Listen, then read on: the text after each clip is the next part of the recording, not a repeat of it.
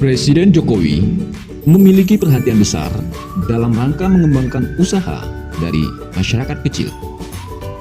Hal ini sebagai wujud nyata komitmen pemerintah dalam meningkatkan pemerataan keadilan ekonomi di kalangan pengusaha kecil dan petani.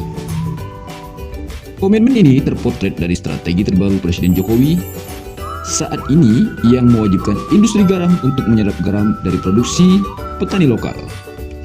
Dengan langkah ini, maka dipastikan usaha pergaraman yang berasal dari petani lokal dapat tersalurkan ke pasar. Dukungan ini juga akan mendorong dan memacu produksi garam dari petani lokal. Sebab melalui kebijakan ini, pemerintah menyediakan ekosistem yang baik bagi usaha produksi garam petani lokal. Dan dalam jangka panjang, pertumbuhan ekonomi dari petani lokal bisa terpacu untuk terus tumbuh. Selain itu, kemakmuran petani garam dan ketersediaan garam nasional sama-sama dapat terpenuhi dengan adanya kebijakan ini. Pemerintah juga telah menargetkan bahwa hingga 2024, garam hasil produksi dari petani lokal harus sudah terserap dengan baik oleh industri garam.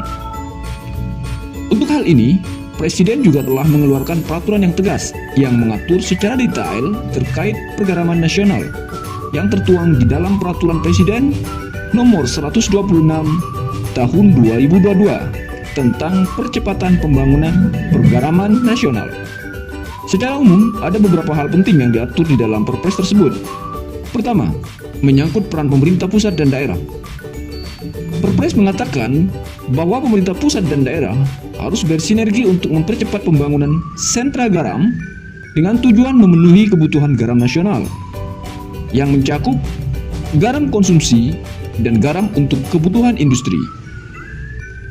Kedua, peraturan tersebut juga mengatur percepatan pembangunan pergaraman nasional yang dilakukan pada sentra ekonomi garam rakyat atau disingkat SEGAR, yang ditetapkan pada provinsi yang memiliki potensi pengembangan usaha pergaraman.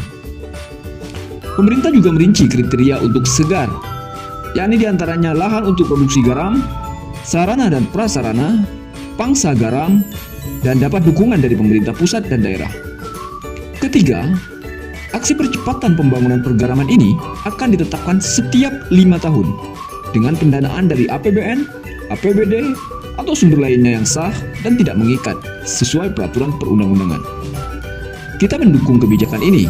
Harapan besar kita adalah dengan kebijakan ini, industri pergaraman nasional terus tumbuh, garam hasil produksi dari petani lokal tersalurkan dengan baik, terpacu produksi garam, dan yang pasti memberikan kemakmuran bagi para petani lokal.